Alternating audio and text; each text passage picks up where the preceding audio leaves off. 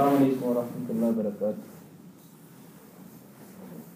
अल्हम्दुलिल्लाह अल्हम्दुलिल्लाहिल्लज़ी क़ाल मा ख़लक़्तुल जिन्ना वल इंसा इल्ला लियअबुदून वस्सलातु वस्सलामु अला रसूलिही क़ाल अल्लाहु अन व मा अर्सलनाका इल्ला रहमतल लिल आलमीन व अला आलिहि व अस्हाबिहि अजमईन अम्मा बाद फ़क़द क़ाल अल्लाहु तआला फ़िल क़ुरानिल करीम बाद अऊज़ु बिल्लाहि मिनश शैतानिर रजीम बिस्मिल्लाहिर रहमानिर रहीम व इन्नका लअला खुलुक़िन अज़ीम व क़ाल अयज़न लक़द कान लकुम फ़ी रसूलिल्लाहि उस्वतुन हसनतुन लिमन कान यरजुल्लाह वल यौमल आखिर इला आखिरिल आया। व क़ाल नबी सल्लल्लाहु अलैहि वसल्लम खैरुकुम खैरुकुम लि अहली व अना खैरुकुम लि अहली और कमा काल अलैहिस्सलातु वस्सलाम। கண்ணியமிக்க சகோதரர்களே, பெரியார்களே, இந்த மாதம் ரபீஉல் அவ்வல் நபி ஸல்லல்லாஹு அலைஹி வஸல்லம் அவங்க பிறந்த மாதம். நபி ஸல்லல்லாஹு அலைஹி வஸல்லம் அவங்க முழு மனித சமுதாயத்துக்கும் ஒரு உயர்ந்த முன்மாதிரியாக உலகத்துக்கு வந்திருக்கின்றார்கள். ரசூலுல்லாஹி ஸல்லல்லாஹு அலைஹி வஸல்லம் வாழ்க்கையில சிறந்த முன்மாதிரி இருக்கின்றது. லக்கத் கான லக்கும் ஃபீ ரசூலில்லாஹி உஸ்வத்துன் ஹஸனா லிமன் கான யர்ஜுல்லாஹ வல் யௌமல் ஆகிர். அல்லாஹ் தஆலா சொல்கின்றான், அல்லாஹ்வுடைய ரசூலுடைய வாழ்க்கையில உங்களுக்கு அழகான முன்மாதிரி இருக்கின்றது. யாருக்கு? உங்களுக்குன்னு சொல்லிட்டு, அது உங்களும் யாருக்குன்னு சொன்னா லிமன் கான யர்ஜுல்லாஹ வல் யௌமல் ஆகிர், யார் அல்லாஹ்வை மறுமை நாளையும் ஆதரவு வைக்கின்றார்களோ, நம்பி இருக்கின்றார்களோ அவர்களுக்கு தான். ரசூலுல்லாஹி ஸல்லல்லாஹு அலைஹி வஸல்லம் வாழ்க்கையில எல்லா விதமான எந்த லைன்ல உள்ள மக்களாக இருந்தாலும் சரி, நல்ல வழியில எந்த பொறுப்பில் இருந்தாலும் எல்லாருக்கும் அழகான முன்மாதிரி எல்லாம் வைத்திருக்கின்றான். ஒரு மனிதர் ஆட்சியாளராக இருந்தால் ஒரு சிறந்த ஒரு ஆட்சியாளருடைய முன்மாதிரி ரசூல் ஸல்லல்லாஹு அலைஹி வஸல்லம் வாழ்க்கையில எல்லாம் வைத்திருக்கின்றான். இதே மாதிரி ஒரு சமூக சேவையாளராக இருந்தால் அதுக்கும் ஒரு அழகான முன்மாதிரி நபி ஸல்லல்லாஹு அலைஹி வஸல்லம் வாழ்க்கையில் இருக்கின்றது. இதே மாதிரி சிறந்த தந்தையாக ஒரு முன்மாதிரி ரசூலுடைய வாழ்க்கையில் இருக்குது. சிறந்த சகோதரராக, சிறந்த பக்கத்து வீட்டுக்காரராக, சிறந்த ஊர்வாசியாக எல்லாத்துக்கும் ரசூலுல்லாஹி ஸல்லல்லாஹு அலைஹி வஸல்லம் வாழ்க்கையில் அழகான முன்மாதிரி இருக்கின்றது. சிறந்த வியாபாரிக்கும் ரசூல் ஸல்லல்லாஹு அலைஹி வஸல்லம் வாழ்க்கையில் முன்மாதிரி இருக்கின்றது. சிறந்த தலைவருக்கும் ரசூலுடைய வாழ்க்கையில் முன்மாதிரி இருக்கின்றது. இதே போன்றுதான் நபி ஸல்லல்லாஹு அலைஹி வஸல்லம் வாழ்க்கையில அழகான ஒரு உயர்ந்த ஒரு கணவராக வாழ்ந்து காட்டினாங்க. ஒரு மனைவிக்கு சிறந்த கணவராக, முன்மாதிரியான கணவராக இருந்திருக்கின்றார்கள். சில விஷயங்கள் சென்ற வாரம் ஞாபகப்படுத்தப்பட்டது. ரசூலுடைய வாழ்க்கையில தன்னுடைய மனைவியோடு எப்படி நடந்து கொண்டார்கள் என்ற முறைகள். நபி ஸல்லல்லாஹு அலைஹி வஸல்லம் வாழ்க்கை வெறும் போதனைகளோடு மட்டும் நிக்கல்ல, வெறும் உபதேசங்களோடு ரசூலுல்லாஹ் நிறுத்தி கொள்ளல்ல. மாறாக நபி ஸல்லல்லாஹு அலைஹி வஸல்லம் செயல் ரீதியாகவும் ஒரு அழகான கணவனாக இருந்து காட்டினார்கள். அதுதான் நபி ஸல்லல்லாஹு அலைஹி வஸல்லம் சொல்றாங்க, خيركم خيركم لأهله وخيركم وأنا خيركم لأهلي. உங்கள சிறந்தவங்க யார் தெரியுமா? யார் தன்னுடைய மனைவிமார்களோடு அழகாக இருக்கின்றார்களோ, நல்ல முறையில் நடந்து கொள்கின்றார்களோ அவர்கள்தான் சிறந்தவர்கள். வான ஹைருக்கும் லியஹ்லி சொன்னாங்க, உங்கள எல்லாரை விட தன்னுடைய மனைவிமார்கள் நடக்கிறதுல நான் சிறந்தவன் என்று சொன்னாங்க. அழகான முறையில் நடக்கின்றேன் என்று சொன்னார்கள். அப்ப நபி ஸல்லல்லாஹு அலைஹி வஸல்லம் சொன்னது மட்டுமல்ல, செய்து காட்டினார்கள். அவங்களுடைய வீடு ஒரு நிம்மதியான பரக்கத்தான ஒரு வீடாக இருந்துச்சு. பிரச்சனைகள் இல்லாத ஒரு வீடாக இருந்தது. சந்தோஷமான வீடாக இருந்தது. ஒரு முன்மாதிரியான வீடாக இருந்தது. என்ன காரணம்? ரசூல் ஸல்லல்லாஹு அலைஹி வஸல்லம் வழி நடத்துதல், அழகான ஒரு சிறந்த ஒரு கணவர் என்ற அடிப்படையில் இருந்ததுனால வீட்டில் ஒரு நிம்மதியான சூழலை உருவாக்கினான்.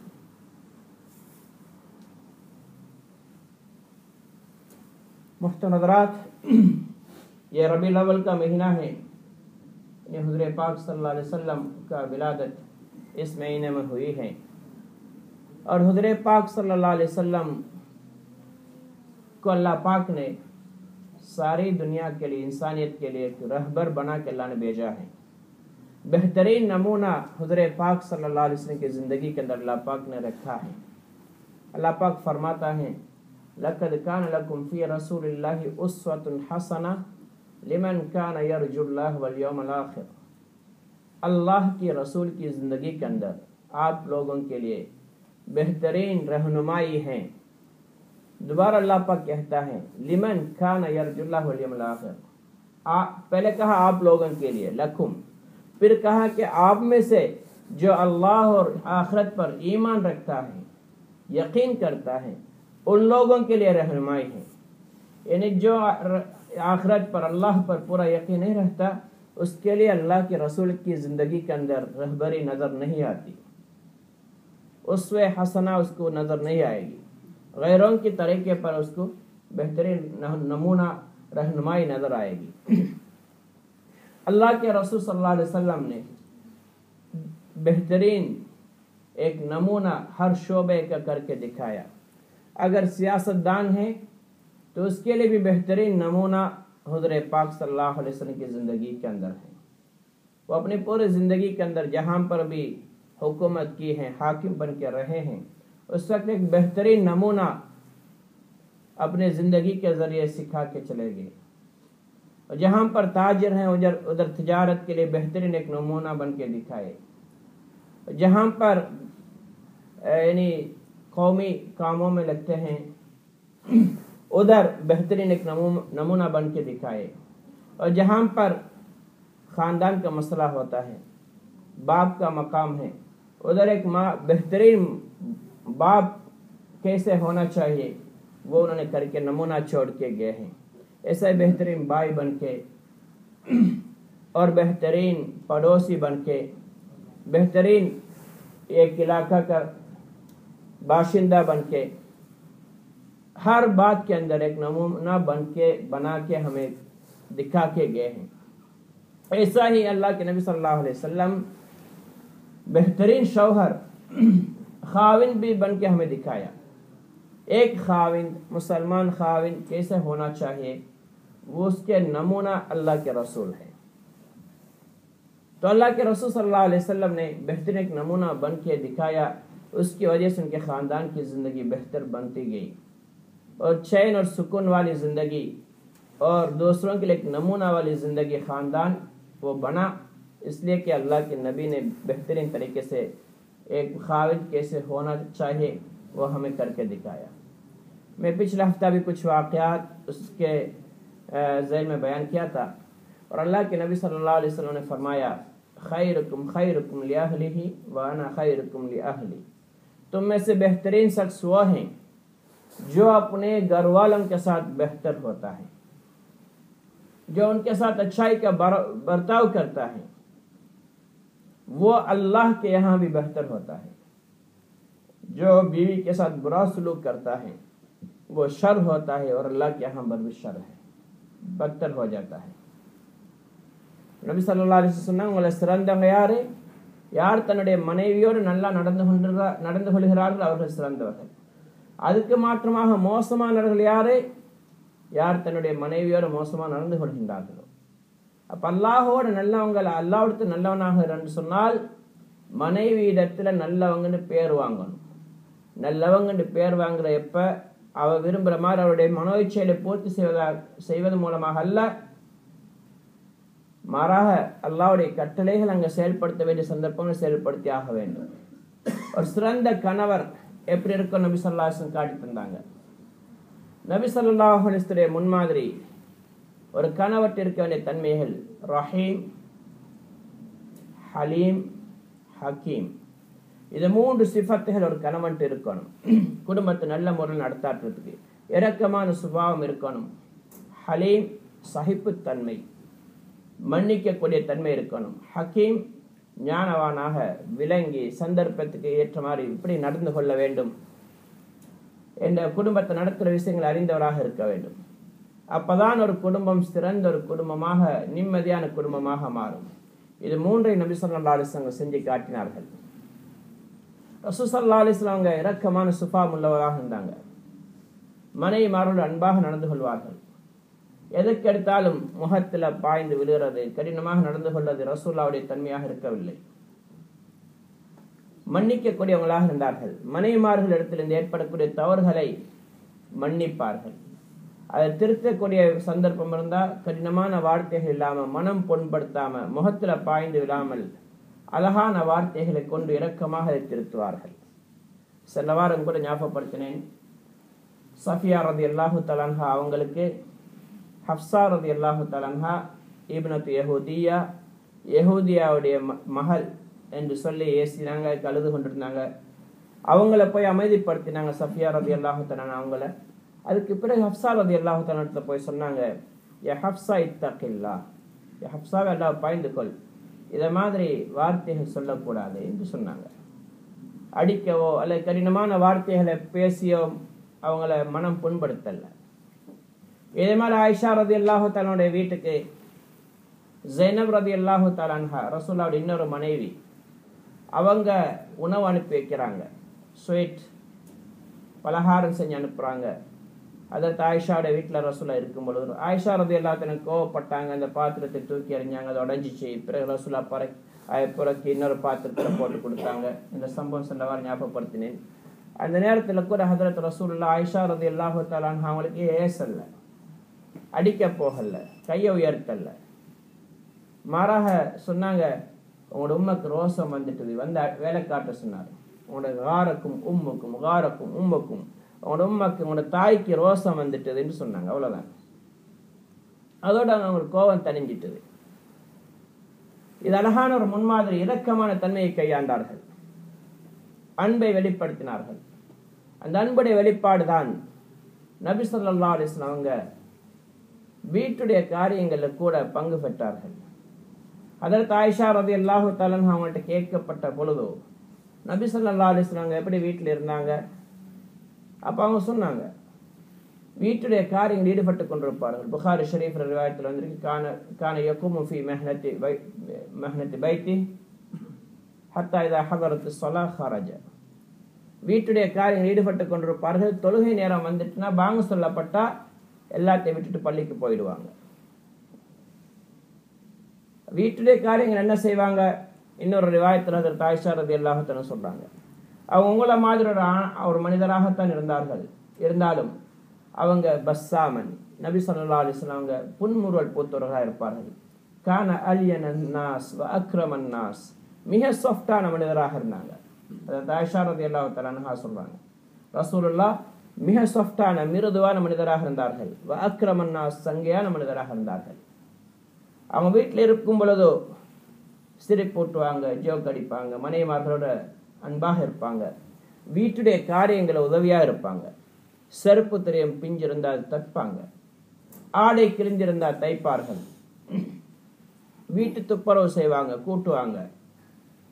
இதே மாதிரி சாப்பாடு விஷயங்கள்ல சமைக்கிற இதெல்லாம் உதவி செய்வாங்க. பல்வேறு விதமான விதத்துல தன்னுடைய மனைவிக்கு உதவியாக இருப்பார்கள். சில சந்தர்ப்பங்களை உதவி செய்யும்படி கேட்க மாட்டாங்க. ஆனா ரசூலுல்லாஹ் விளங்குவாங்க, இந்த பெண்ணுக்கு உதவி தேவைப்படுது என்று போய் முன்னுக்காகி உதவி செய்வார்கள். இன்றைக்கு இந்த மாதிரி தன்மைகள் எங்கள்கிட்ட இல்லாம போச்சு. ரசூலுல்லாஹ்வுடைய வாழ்க்கையில் அழகான முன்மாதிரி இருக்குது. வீட்டுடைய வாழ்க்கையில மனைவி மக்களுக்கு உதவி செய்ய வேண்டும். மனைவிக்கு சமையலுடைய விஷயத்துல, வீட்டை துப்புரவு செய்ய விஷயத்துல, ஒழுங்குபடுத்துற விஷயத்துல நாங்கள் உதவியாக இருக்க வேண்டும். நாங்கள் எல்லாரும் நன்றாக விளங்கிக் கொள்ள வேண்டும். ஒரு மனைவி சாப்பாடு சமைச்சு தரத்துக்காக வேண்டி நாங்கள் அவளை திருமணம் முடிக்கல. வீட்டை பராமரிக்கிறதுக்காக வேண்டி அவளை நாங்கள் திருமணம் முடிக்கல. அந்த பெண் மனைவி எங்களுடைய வேலைக்காரியும் அல்ல. சட்டம் இஸ்லாம் என்ன சொல்லுதுன்னு சொன்னால், அந்த பெண் எங்களுக்கு சமைச்சு கூட தர வேண்டிய அவசியம் இல்லை. எங்களுடைய ஆடைகளை கழுவ வேண்டிய அவசியம் இல்லை. எங்களுடைய வீட்டை துப்புரவு செய்ய வேண்டிய அவசியம் இல்லை. பிள்ளைகளை கவனிக்க வேண்டும். அந்த பால் குடிப்பாற்றத்துக்கு கூட நாங்கள் சலரை கொடுத்து, சம்பளம் கொடுத்து இன்னொரு பெண்ணை ஏற்பாடு செய்ய வேண்டி வந்து அந்த பெண் மறுத்துட்டான், மனைவி கொடுக்கலன்னு சொன்னால் நாங்கள் இன்னொருத்தருக்கு சலரை கொடுத்து பால் குடிப்பாட்ட வேண்டும். அது எங்களுடைய பொறுப்பு. இதுதான் இஸ்லாம் சொல்லுது. இன்றைக்கு மனைவிமார்கள் எங்களுடைய வேலைக்காரிகள் போன்று எங்களுக்காக வேலை செய்கிறாங்க. அவங்க எங்களுடைய காரியங்கள் செஞ்சு தாராங்க, எங்களுக்கு சமைச்சு தாராங்க, எங்களுடைய ஆடைகளை கழுவி தாராங்க, எங்களுடைய பிள்ளைகளை பராமரிக்கிறாங்க. அதனால நான் நன்றி உள்ளவங்களாக இருக்க வேண்டும். வீட்டில் ஒருத்தர் வேலைக்காரரை வைக்கிறோம், இதுக்கெல்லாம் சிலரை கொடுக்கணும், இதுக்கெல்லாம் சம்பாத்தியம் கொடுக்கணும். மாறாக எங்களுடைய கடமை என்ன? அந்த பெண்ணுடைய ஆடையுடைய ஏற்பாடு நாங்கள் செஞ்சு கொடுக்கணும். உடுப்புடைய செலவு எங்களுடைய பொறுப்பு. ரிஸ்குஹுன்ன வகிஸ்வத்துஹுன்ன பில் மாரூஃப். அந்த பெண்ணுக்கு வீட்டுடைய ஏற்பாடு செஞ்சு கொடுக்க எங்களுடைய பொறுப்பு. நாங்கள் தங்குற இடத்துல அவங்க தங்க வைக்கணும், அவருக்கு தேவையான ஆடைகளுடைய ஏற்பாடு, சாப்பாட்டுடைய ஏற்பாடு, இது எங்களுடைய பொறுப்பு. அப்படின்னா ராணி மாதிரி இருக்க வேண்டியவங்க தான் மனைவி, வேலைக்காரிகள் அல்ல. இன்னைக்கு அவங்க எங்களுடைய வேலைகளை செஞ்சு தாராங்க, எங்களுடைய காரியங்களை செஞ்சு தாராங்கண்டா எங்களுக்கு உபகாரம் செய்யறாங்க. நாங்கள் அவங்க கண்ணியமாக மதிக்கணும். இன்னைக்கு சாப்பாட்டில் ஏதாவது குறை வந்துட்டா, உப்பு வந்தா உடனே பிளேட் பறக்கும், முகத்துல ஏசுறோம். முடி ஒன்று விழுந்திருந்தா சாப்பிடாம எழும்பிட்டு போறோம். இது மிருகத்தனமான தன்மை. ஏதாவது கொஞ்சம் முன்ன பின்னாகிட்டா, உரப்பு கூறிட்டா ஏசுறோம். அது ஏச வேண்டிய பெண்மணி அல்ல அவங்க. எங்களுக்காக அவங்க வேலை செஞ்சு தாராங்க, நாங்க கண்ணியப்படுத்தணும், நாங்க அவங்களுக்கு உதவியாக இருக்கணும். முறை என்னண்டா, ஒரு நாள் அவங்க சமைக்கிறோம், நாங்க சமைக்கணும். ஒரு நாள் அவங்க உடுப்பு கழுவுறாங்க, நாங்க இன்னொரு நேரம் உடுப்பு கழுவணும். இதான் முறை. இருந்தாலும் இந்த பெண் ஒவ்வொரு நாளும் செய்யறாங்களே. இன்னைக்கு நாங்க ஒரு நாள் நின்று சமைச்சா எப்படி கஷ்டமா இருக்குது. ஆடைகளை கழிவுன்னு சொன்னா எவ்வளவு சிரமப்படுறோம். வீட்டு துப்புரவு செஞ்சா எவ்வளவு சிரமப்படுறோம். இதே காரியத்தை தானே அந்த பெண்மணி எந்த நாளும் செய்யறா. குழந்தைகளை பராமரிக்க எவ்வளவு சிரமமான காரியம். குழந்தைக்கு பாலூட்டுவது என்பது எவ்வளவு பாரமான விஷயம். இதெல்லாம் அந்த பெண்மணி செய்து கொண்டுதான் இருக்கிறாள். அப்ப கொஞ்சம் முன்ன பின்ன வரும்போது நாங்கள் பொறுத்து கொள்ள வேண்டும். மஆப ரசூலுல்லாஹி ஸல்லல்லாஹு அலைஹி வஸல்லம் தஆமன் கத். ரசூலுல்லாஹ் எந்த ஒரு தடவை கூட சாப்பாட்டுல என்ன குறை ஏற்பட்டாலும் குறை சொன்னது கிடையாது. உப்பு போதாது, உரப்பு கூட, உரப்பு இல்லை, எந்த குறையும் வந்ததில்லை. அமைதியா சாப்பிடுவாங்க. அது கஷ்டமா இருக்கு, சாப்பிட விருப்பம் இல்லாட்டி விட்டுடுவாங்க, குறை சொல்ல மாட்டாங்க. சாப்பிட முடியல எனக்கு போதும்னு சொல்லுவாங்க. உயர்ந்த அஹ்லாக் ரசூல் ஸல்லல்லாஹு அலைஹி வஸல்லம் காட்டி கொடுத்தாங்க. தன்னுடைய ஹதரத் அனஸ் ரலியல்லாஹு தஆலா சொல்றாங்க, நான் ரசூலுல்லாஹ்க்கு 10 வருஷங்கள் ஹித்மத் செஞ்சேன் மதீனாவுடைய காலத்துல. சின்ன பொடியன் 10 வருஷத்துல அவங்க ரசூலுல்லாஹ்க்கு வேலை செய்யறதுக்காண்டி வந்தாங்க, உதவியா இருந்தாங்க. அவங்க உம்மா கொண்டு கொடுத்தாங்க, யார் ரசூலுல்லாஹ் என்னுடைய மகன் உங்களுக்கு உதவியா இருக்கட்டும். அவங்க சொன்னாங்க, ஒரு நாள் கூட ஏதாவது ஒரு காரியத்தை நான் செஞ்சா ஏன் நீ செய்தான்னு கேட்க மாட்டாங்க, செய்யாட்டி ஏன் செய்யலன்னு கேட்க மாட்டாங்க.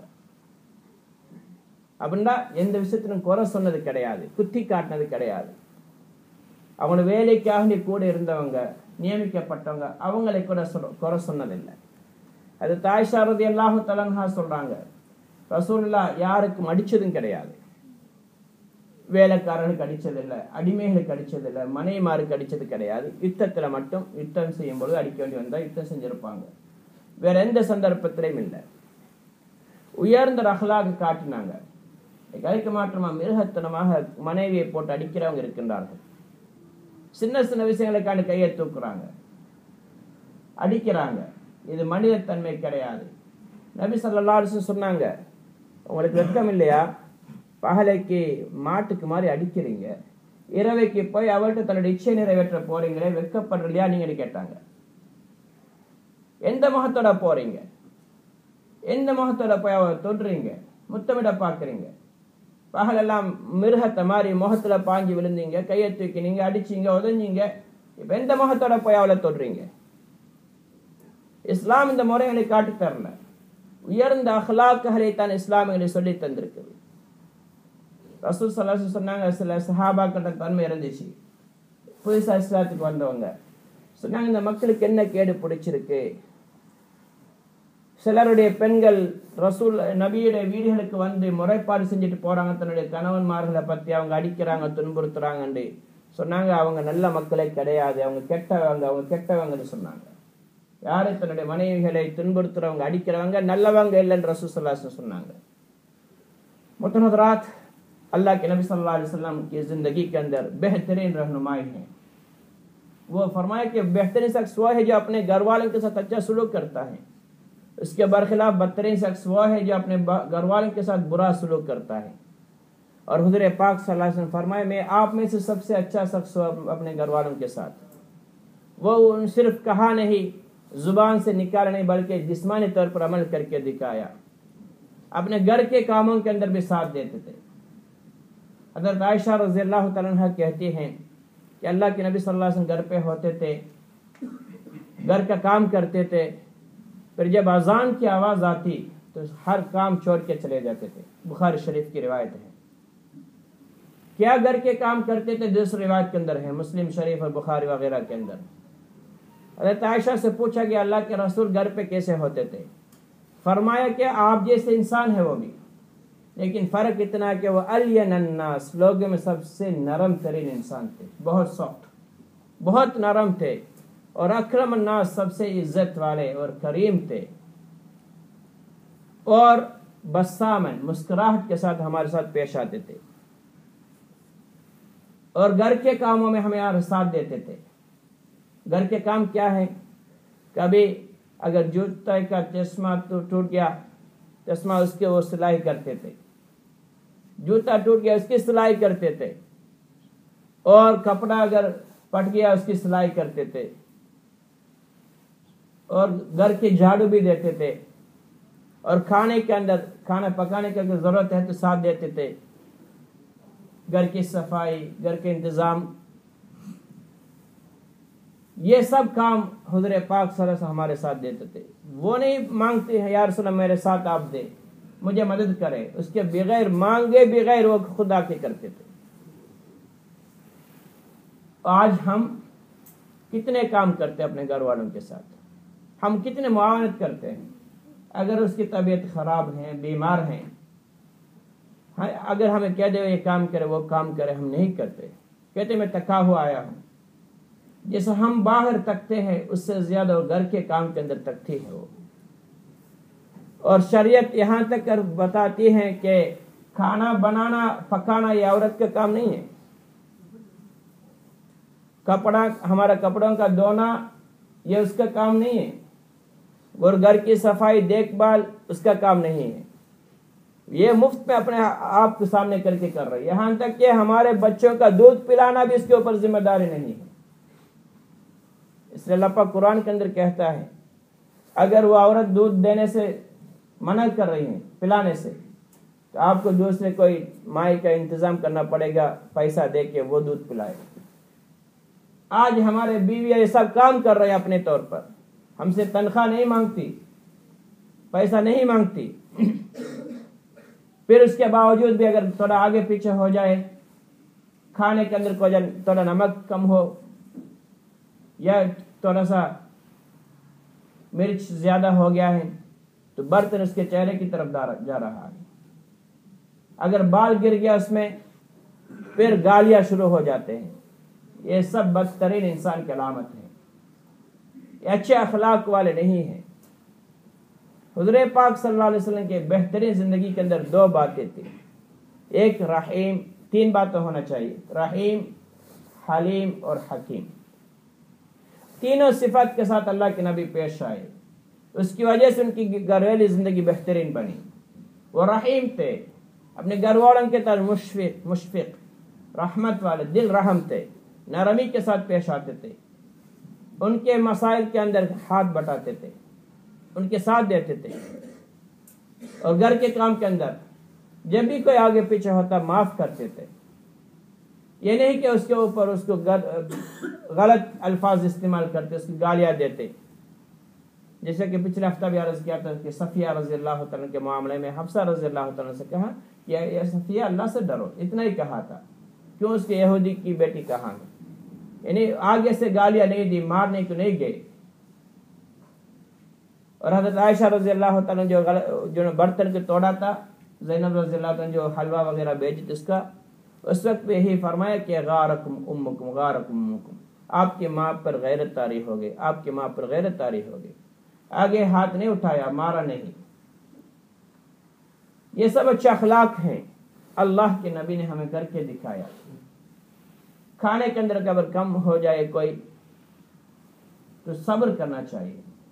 حالانکہ وہ کام مفت میں ہمارے لیے کر رہے ہیں. اگر نوکرانی رکھنا پڑے تو خرچہ کتنا بڑھے گا آپ کا. وہ خود مفت میں کام کر رہے، پھر آگے سے گالیاں بھی جینے پڑے. حق تو یہ ہے ایک دن وہ پکائے دوسرے دن آپ پکائے، ایک دن وہ گھر کی صفائی کرے دوسرے دن آپ گھر کی صفائی کرے، ایک دن وہ کپڑا برتن دھوئے ایک دن آپ دھوئے. یہی شریعت ہے. لیکن پھر سب کچھ کام وہ کر رہے، پھر آگے سے گالیاں، پھر مار بھی کھائے، اور کوئی حق بات نہیں ہے. ایک دن آپ کر کے دیکھیں تو پھر پتہ چلے گا. چولہے کے سامنے کھڑا ہو کے ایک ٹائم ہم بناتے کہ تو پیٹ کے اندر درد پیدا ہو جاتا ہے. برتن دھوتے پیٹ کو پکنا شروع کر دیتے، کمر کو پکنا شروع کرتے ہیں. یہی کام وہ 2-3 مرتبہ روزانہ کر رہی ہے ہمارے واسطے. پھر آگے پھر برتن کا دھونا، پھر کپڑوں کا دھونا، پھر گھر کی صفائی، پھر بچوں کو دودھ پلانا. یہ کوئی آسان کام نہیں ہے. اپنے خون کو دودھ بنا کے پلا رہی ہیں. یہ ہر کام کرتی ہے مسکراہٹ کے ساتھ، آسانی کے ساتھ ہمارے لیے. اس کے باوجود بھی ہم اس کے ساتھ سختی سے پیش آئیں گے تو کیسا انسان ہے ہم؟ اچھا مسلمان نہیں ہے، ایمان مکمل والا نہیں ہے اس کا، جس کا سلوک بیویوں کے ساتھ برا ہوتا ہے. اس لیے حضرت عائشہ رضی اللہ تعالیٰ عنہ فرماتی ہیں حضور پاک صلی اللہ علیہ وسلم کبھی بھی کسی غلام پر ہاتھ نہیں اٹھایا، بیوی پر ہاتھ نہیں اٹھایا، کسی انسان کو مارا نہیں. لیکن جہاد کے اندر جب مارنے کی نوبت آتی اس وقت مارتے تھے، کیونکہ اس لیے گئے ہیں اللہ کے خاطر. اور کبھی بھی اپنے نفس کے خاطر کسی پر غصہ نہیں کیا، کسی سے بدلہ نہیں لیا. اگر اللہ کے لیے تو بدلہ ضرور لیتے. حضرت انس رضی اللہ تعالیٰ کہتے ہیں میں 10 سال تک اللہ کی نبی کی خدمت کیا. 10 سال کی عمر میں میرے ماں نے ان کے پاس پہنچا دیا، اور میں چھوٹا بچہ تھا، کبھی آگے پیچھے کرتا تھا، غلطی کرتا تھا، لیکن کبھی بھی اللہ کے نبی نے نہیں پوچھا یہ کام کیوں کیا ہے. حالانکہ وہ کام نہیں کرنا تھا، میں نے کر لیا، پھر بھی نہیں پوچھتا آپ نے ایسا کیوں کیا.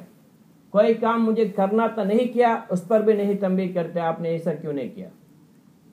یہ اللہ کے نبی نے اچھے اخلاق کو بعد میں بیان کرتے ہیں. ما عاب رسول اللہ صلی اللہ علیہ وسلم طعاما قط، کبھی بھی اللہ کے نبی نے کسی کے کھانے کے اندر کوئی کمی نہیں نکالے. پسند آئے تو کھا لیتے، نہیں آئے تو کوئی معذرت کر لیتے تھے. کھانے کی برائی بیان نہیں کرتے، اس کے اندر نمک زیادہ ہے، مرچ زیادہ ہے، یہ اللہ کے نبی کی عادت نہیں تھی. تو وہ عورت چولہے کے پاس رہتے ہوئے آگ کے اندر گرمیوں میں پسینہ نکالتے ہوئے مشکل سے بنا رہی ہے. ہم اس کی تعریف نہیں کرتے، برائیاں نکالنا شروع کریں گے تو گھر کی زندگی کبھی بھی بہتر نہیں بنے گی. ایک اللہ والے شاید ڈاکٹر عبدالحی صاحب مولانا، وہ کسی کے اپنے مرید کے پاس انہوں نے کھانے کے لیے لے کے گئے. انہوں نے کھانے کے بعد ان کی بیوی پردے کے پیچھے تھی. انہوں نے شکریہ ادا کیا، تعریف کی، نے کہا کہ ماشاءاللہ بہت اچھا کھانا تھا، بہترین مزیدار کھانا. اتنا ہی کہا کہ اس کی رونے کی آواز آنے لگی، ہچکیاں نکلنے لگی اس کی رونے سے. کیا بات بہن، میں نے آپ کوئی بری بات نہیں کہا. نے کہا نہیں حضرت، آپ نے آج میرا کھانا کھایا ہے ایک دن کا. یہ شخص روزانہ میرا کھانا اس سے اچھا بھی کھاتا ہے، لیکن کبھی بھی تعریف نہیں کیا. انہوں نے فوراً اپنے وہ بھی ان کے مرید نے کہا کیسا انسان ہو تم، ادھر آ کے مسجد میں اللہ والے بن کے بیٹھ جاتے، گھر پہ اتنا برا سلوک کرتے ہو. تجھے کیا خرچ ہوتا ہے ایک اچھا لفظ کے بیوی کے منہ پر، کتنا خوش ہو جائے گی. وہ آپ کے لیے اتنی مشکل سے بنا رہی ہے، روٹی بنا رہی ہے، سالن تیار کر رہی ہے، تجھے تعریف کرنے میں کیا خرچ ہوتا ہے؟ کیا مشکل ہے؟ تیرے جسم میں کوئی تھکاوٹ آتا ہے؟ کیوں تعریف نہیں کرتے؟ اللہ کے نبی صلی اللہ علیہ وسلم اپنے بیویوں کی اچھی اچھی باتوں پر تعریف کرتے تھے، جس کی وجہ سے ان کی دل جوئی ہوتی تھی. ہم کہتے اللہ کے نبی کہ ہم قربان ہیں، ہم کیا قربان ہیں؟ ہمارے اعمال سارے غیروں کے طریقے پر ہیں. ان کی سنتوں کو ہم پڑھتے بھی نہیں، سنتے بھی نہیں، عمل کرتے بھی نہیں، اس لیے ہم گرے ہوئے ہیں.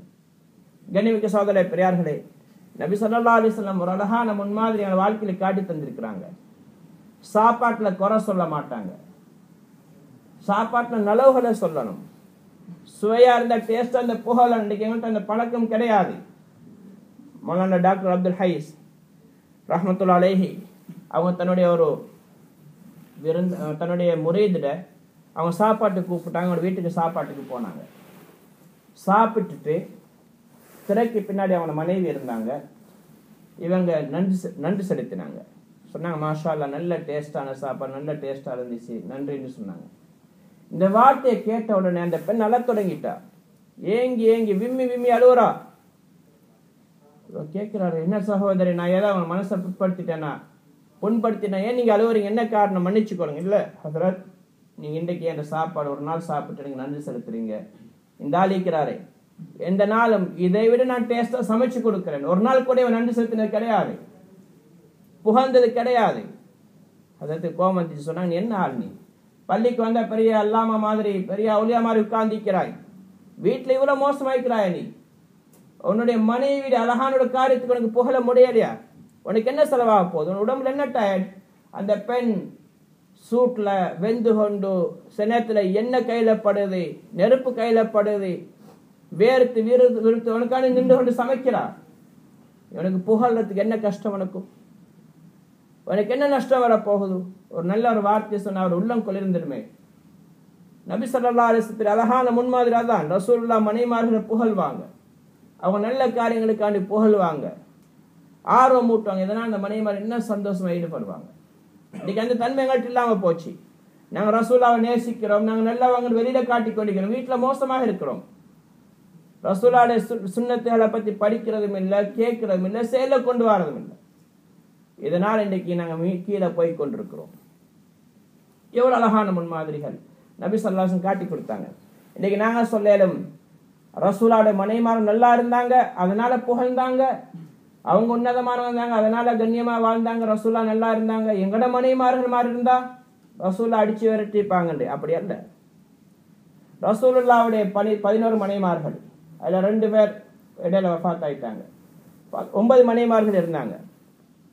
அந்த 9 மனைவிமார்கள் ஒவ்வொருத்தரும் ஒவ்வொரு மாதிரி. 11 பேரும் 11 மாதிரி. சிலவங்க கடினமானவங்க, சிலவங்க சாஃப்டானவங்க, ஒவ்வொருத்தருடைய குணங்கள் வித்தியாசம், விதவிதமான மார்க்கங்களிலிருந்து வந்தவங்க, விதவிதமான கோத்திரங்களை சேர்ந்தவங்க. ரசூலுல்லாஹ்வுடைய குடும்பத்தில் நிறைய பிரச்சனைகள் வந்திருக்கு. இன்னைக்கு குர்ஆனிலே சொல்லப்பட்டிருக்கு, குடும்பத்திலே பிரச்சனைகள் வெளியே பேசப்படக்கூடாது, மறைக்க சொல்லி இருந்துச்சு. ஆனால் ரசூலுல்லாஹ்வுடைய குடும்பத்திலே விஷயங்கள் வெளியே கொண்டு வரப்பட்டது. எதுக்குன்னு சொன்னால் எங்களை மாதிரி ஆட்களுக்கு பதிலுக்காக அடித்தான், உம்மத்துக்கு ஒரு படிப்பினைக்காக வேண்டி. ஒரு சம்பவம் சென்ற வாரம் சொன்னேன். ஹதரத் ஆயிஷா ரசூலுல்லாஹ்வுடைய சண்டை பிடிச்சாங்க, வாதிட்டாங்க, சத்தம் போட்டு பேசினாங்க. ஹதரத் அபூபக்கர் வந்து சமாளிச்சுட்டு போனாங்க. இன்னொரு சம்பவம், ஹதரத் உமர் ரலியல்லாஹு தஆலா அன்ஹு தன்னுடைய மனைவியோட பேசிக் கொண்டிருக்கிறாங்க. புகாரி ஷரீஃப்ல ரிவாயத். அவங்க சொன்னாங்க, நாங்க மக்கால் இருக்கும் பொழுதோ ஆண்கள் மிகைச்சிருந்தோம், மனைவிமார்கள் அடக்கி வச்சு கொண்டிருந்தோம். மதீனாவுக்கு வந்ததுக்கு பின்னாடி மதீனாவுடைய பெண்கள் ஆண்கள் அடக்கி ஆடுறாங்க. அதனால எங்கட பெண்கள் அவங்கள பார்த்து பழகி எங்களை அடக்குறாங்க, எதிர்த்து பேசுறாங்க அப்படின்னு சொல்லிட்டு சொன்னாங்க. ஒரு நாள் என்னுடைய மனைவியோட நான் பேசி கொண்டிருக்கும் பொழுதோ ஏதோ ஒரு விஷயத்துல அவ எனக்கு எதிர்த்து பேச தொடங்கிட்டா. எனக்கு சூடாச்சு. என்ன நீ என்ன மாப்பிள்ளை எதிர்த்து பேசுறாயான்னு. அது சொல்ல, உங்களை எதிர்த்து பேசுறது உனக்கு இப்படி சூடாது, ரசூலுல்லாஹ்வோட மனைவிமாரை எதிர்த்து பேசுறாங்க. அப்படியா, உங்களுக்கு தெரியாது, இன்றைக்கு கூட ஒரு சண்டை வந்து பொம்பளையெல்லாம் ரசூலுல்லாஹ்வோட கோவப்பட்டு கொண்டு பிரிஞ்சிக்கிறாங்கன்னு சொன்னாங்க. ஹஜ்ரத் உமர் ரலியல்லாஹு தஆலா அன்ஹு உடனே போனாங்க தன்னுடைய மகள் ஹப்ஸாவுடைய வீட்டுக்கு. ரசூலுல்லாஹ்வுடைய மனைவி கேட்டாங்க, ஹப்ஸா, என்ன நீங்க இன்றைக்கு யாராவது ரசூலுல்லாஹ்வுடைய சண்டை பிடிச்சுக்கின்னு கோவமா இருக்கிறாங்க, நீங்க எல்லாம் பயந்து கொண்டு இல்லையா, ஏன் இப்படி ரசூலுல்லாஹ் நடந்து கொண்டு நீங்க எல்லாருடைய வேதனை உங்களுக்கு மீது இறங்காதாண்டி சொன்னா, ரசூலுல்லாஹ் கூட இந்த அளவுக்கு கோவப்பட்டதில்லை, நீங்க என்னோட கோவப்படுற மாதிரி. ரசூலுல்லாஹ் அட்ஜஸ்ட் பண்ணி கொண்டு போனாங்க. எங்களுக்குள்ள கோவம் வரும், சண்டை வரும், நாங்க சேர்ந்துக்குவோம், கோவப்பட்டு ஒதுக்க மாட்டாங்கன்னு சொன்னாங்க. அழகான முன்மாதிரி ரசூலுல்லாஹ் காட்டினார். ரசூலுல்லாஹ் விட அதிகமான மிருதுவான தன்மை உள்ளவங்க யாரும் இல்லை. ஹஜ்ரத் ஆயிஷா சொல்றாங்க, கண்ணியமானவங்க யாரும் இல்லை, எங்களை விட உயர்ந்தவங்க எல்லா விதத்திலையும். அந்த ரசூலுல்லாஹ்வை எதிர்த்து பேசினாங்க, அதையும் பொறுத்து கொண்டாங்க. நிறைய சம்பவங்கள் நடந்திருக்கு, நேரம் போதாது. ரசூல் ஸல்லல்லாஹு அலைஹி வஸல்லம் அவங்களுடைய வாழ்க்கை எங்களுக்கு முன்மாதிரி. உமர் ரலியல்லாஹு தஆலா அன்ஹுவை விட நாங்க சக்தி மிக்கவங்க கிடையாது, அவங்களோட கோபம் வாரவங்க இல்லை, ஆனால் அவங்களோட மோசமாக நாங்கள் நடந்து கொள்வோம் குடும்ப வாழ்க்கையில. ஒருத்தர் வாரம் அவருக்கு மனைவிக்கு முறை சண்டை. அமீருல் முஃமினீன் உமர்கிட்ட போய் முறைப்பாடு செஞ்சு ஏதாவது உபதேசம் செஞ்சு மனைவியை திருத்துவோம்னு வராங்க. வீட்டுக்கு ஹதரத் அமீருல் மோமினின் வீட்டுக்கு வராங்க. வெளியே சண்டை மனைவி வரும் உமர் அமீருல் மோமினின். அமீருல் மோமினின் உமருடைய சத்தத்தை விட மனைவியுடைய சத்தம் கூடுதலாக கேட்டுக்கொண்டிருக்கு. அந்த கிராமவாசி பார்த்தாரு, நான் என்னுடைய மனைவியுடைய பிரச்சனை இவர்கிட்ட சொல்லுவார், இவருக்கு அதை விட பெரிய பிரச்சனையா இருக்கும் போல இருக்குது. திரும்பி போக பார்க்கிறார். உமர் ரலியல்லாஹு வெளியே வராங்க. கேட்டாங்க, எங்க வந்தீங்க பாயிண்டு? வெளிப்படுத்தான், அதில் நான் வந்தேன், எனக்கு குடும்ப பிரச்சனை, உங்கள்கிட்ட ஏதாவது ஐடியா கேட்போம் வந்தா அதை விட பெரிய பிரச்சனைங்க நடந்து கொண்டிருக்கு. இதை கொண்டு வழியில அடிக்கிறோம் இல்லையான்னு கேட்டாங்க. எதுக்கு அடிக்கணும் கேட்டாங்க. எதுக்கு அடிக்கணும்? அவர் நல்ல பெண், கோபம் வரத்தான் செய்யும். அவ பாரு, என்னுடைய உடுப்பை கழுவித்தாரா, எனக்கு சமைச்சு தாரா, என்னுடைய பிள்ளைகளை கவனிக்கிறா, எனக்கு எவ்வளவு நல்ல வேலை செஞ்சு கொண்டு தாரா. அப்படி இருக்கும்போது சின்ன சின்ன மிஸ்டேக் வரத்தான் செய்யும். இதற்காக சண்டை பிடிச்சு கொண்டு வாக்குவாதம் வர இயல்பு தான். அதற்கான சண்டை பிடிக்கிறது, கையை தூக்குறது மனிதத்தன்மை கிடையாது. உமர் ரலியல்லாஹு அழகான முன்மாதிரியை காட்டினாங்க. ரசூலுல்லாஹ்க்கு இது மாதிரி நிறைய சம்பவங்கள் நடந்திருக்கு. ஆனா ரசூலுல்லாஹ் ஒரு தடவை கூட கையை உயர்த்தினது கிடையாதுன்னு ஹதரத் ஆயிஷா ரலியல்லாஹு தஆலா சொல்றாங்க. குர்ஆன்ல அடிக்கிறதுக்கு அனுமதி கொடுத்திருக்கு, உடனடியாக அல்ல. அது எப்ப? வல்லாத்தி தகாஃபூன நுசூஸஹுன்ன ஃபஇதுஹுன்ன வஹஜுருஹுன்ன ஃபில் மவாஜிஇ வக்ரிபூஹுன்ன. மூன்றாவது ஸ்டேஜ் தான். எந்த பெண்கள் உங்களுக்கு கட்டுப்படாம மார்க்கத்துடைய விஷயங்கள் சொல்லக்கூடிய முறைகளை ஒரு கணவனுக்கு செய்ய கடமையில செய்யாம இருக்கிறாங்களோ, மோசமா நடக்கிறாங்களோ, அப்ப நீங்க முதல்ல உபதேசம் செய்யுங்க. உபதேசம் ஒருக்க சொல்லி நிறுத்துறல, 2-3 மாதங்கள் செஞ்சு பார்க்கணும். கொஞ்சம் காலம் உபதேசம் செய்யணும். எங்களால சொல்லி கேட்கிற மாதிரி இல்லையா, யாரும் சொன்னா கேட்பாங்க, அப்படியானவங்களுக்கு உபதேசம் செய்விக்கணும். நல்ல புத்திமதிகளை சொல்லணும். அதுக்கு பிறகு கேட்கிற மாதிரி இல்லையா, வஹஜுருஹுன்ன ஃபில் மவாஜிஇ, படுக்கையில அவங்களை ஒதுக்கி வைங்க. ஒரே கட்டில படுங்க, ஒரே மெத்தையில படுங்க, தூங்குங்க. ஆனா முதுக திருப்பி கொள்ளுங்க. அந்த பெண்ணுடைய திசையில திரும்பாம மறுபக்கம் திரும்பி படுங்க. இதனால் அந்த பெண்ணுக்கு பெரிய தாக்கம் உண்டாகும். உண்மையான மார்க்கம் உள்ள பெண்ணுக்கு ஒரு கணவன் முகம் திருப்பி கொண்டு தூங்குறதுக்கு ஒரு படுக்கையில மிகப்பெரிய அடி. அது வேற எந்த ஒரு அடி உங்களுக்கு தேவையில்லை. இப்படி கொஞ்சம் காலம் செய்யுங்க. அதுக்கு பிறகு புத்தி வரலையா, வக்ரிபூஹுன்ன, அதுக்கு பிறகு அடிங்க. அடிக்கிறது எப்படி இருக்கும் அதே மார்க்கம் சொல்லி இருக்குது. காயம் வராம, ரத்தம் வராம, வீக்கம் வராம, எலும்புகள் இருந்து தாக்க முறிவுகள் வராம அடிக்கிறது அனுமதி இருக்க தவிர, இப்படி அடிக்கிற மிருக புத்தி உள்ளவன், ரத்தம் வர அடிக்கிறவன், மார்க்கத்துக்கு மாறு செய்யறான். காயம் வார மாதிரி, எலும்பு முறிகிற மாதிரி, வீக்கம் வார மாதிரி மார்க்கத்தில் எந்த அனுமதியும் பெரிய ஹராத்தை செஞ்சு கொண்டிருக்கிறான். எனவே இஸ்லாம் ஒரு அழகான முன்மாதிரிகளை தந்திருக்கிறது. நபி ஸல்லல்லாஹு அலைஹி வஸல்லம் ஒரு அழகான முன்மாதிரிகளை தந்திருக்கிறாங்க. ரசூலுல்லாஹ் பிறந்த மாதம், ரசூலுல்லாஹ்வுடைய வழிமுறைகளை பின்பற்ற வேண்டும். எங்க எல்லாரோட சம்பந்தப்பட்ட நாங்கெல்லாம் கணவன்மார்களா இருக்கிறோம். எல்லாரும் திருமணம் முடிச்சவங்க அதிகமானவங்க. ஒரு சிறந்த கணவராக இருந்த ஆரம்பிங்க வாழ்க்கையை. அழகான முன்மாதிரியை காட்டுங்க. உங்களுக்கு குடும்ப வாழ்க்கை சிறந்ததாக அதனுடைய பரக்கத்தினால் எல்லாம் வெளி வாழ்க்கையை சிறப்பானதாக உயர்ந்ததாக எல்லாம் மாற்றுவான். அல்லாஹ் எனக்கும் உங்களுக்கு வழங்கி அமல் செய்யக்கூடிய பாக்கியத்தை नसीबाக்குவானாக. इसलिए हजरात हुज़ूर पाक सल्लल्लाहु अलैहि वसल्लम अपने जिंदगी के अंदर हमें बेहतरीन एक नमूना, जिंदगी के अंदर बेहतरीन शौहर का नमूना बन के हमें दिखाया था. उनके तरीके पर जिंदगी अपनाएंगे तो घर के अंदर कोई झगड़ा पैदा नहीं होगा. घर के काम के अंदर उनका साथ दे, उनकी अच्छाई पर उनकी तारीफ करें. आप ये कह सकते हैं कि अल्लाह के नबी सल्लल्लाहु अलैहि वसल्लम की बीवी अच्छी थी, बेहतरीन औरतें थे, इस वजह से उन्होंने ऐसा सलूक किया. आपको क्या पता हमारी औरत कैसी है. तो शरीयत ने हमें ये दिखाया है, ये हुक्म फरमाया कि अपने घर की बात बाहर नहीं बतानी चाहिए. लेकिन अल्लाह के नबी ने अपने घर की बात बाहर फैलाया. इसलिए फैलाया है कि हमारी इबरत के लिए और हमारी रहनुमाई के लिए, रहबरी के लिए. आज हम लोग ये कहेंगे, इस वजह से अल्लाह ने उनकी औरतों के जरिए हमें करके दिखाया. अल्लाह के नबी के 11 बीवियां थी. एक टाइम में 9 औरतें थी, 2 इंतकाल पहले कर चुकी थी. इन 9 औरतों के अंदर 11 औरतें भी एक दूसरे से मुख्तलिफ थी. एक दूसरे से उनके अखलाक, उनके तरीके, क्योंकि मुख्तलिफ कबीलों के थे, मुख्तलिफ जात के थे, मुख्तलिफ इलाकों के थे, इस वजह से उनके अखलाक में भी फर्क था. एक सख्त थी, ایک تھوڑا سا نرم، ایک کے اندر غیرت زیادہ، ایک کے اندر کم. ان کے زندگی کے اندر بھی ہماری زندگی میں جو مسائل ہیں، جو پریشانیاں ہیں، وہ سب ان کی زندگی میں ہوتی تھی. تو کچھ واقعات میں نے پچھلا ہفتہ بھی عرض کیا تھا، حضرت عائشہ کا اور حضرت حفصہ وغیرہ کا، اور اس سے بھی سخت ترین واقعات پیش آئے تھے. حضور پاک صلی اللہ علیہ وسلم کے ساتھ لڑے تھے. حضرت عمر رضی اللہ تعالیٰ کی روایت بخاری شریف کے اندر وہ کہتے ہیں کہ ہم جب مکے میں تھے، ہم اپنی عورتوں پر حاوی تھے، ہم غالب آتے تھے. لیکن جب ہم مدینے میں آ گئے، مدینے کی عورتیں شوہروں پر حاوی ہیں.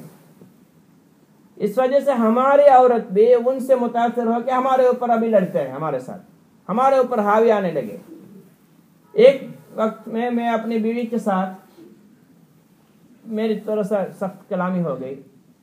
وہ مجھے جواب دینے لگے بلند بلند آواز سے. میرا چہرہ بدل گیا. اس کو دیکھ کے اس نے کہا کیا آپ کا برا لگتا ہے میری آواز آپ کے اوپر بلند ہونے سے؟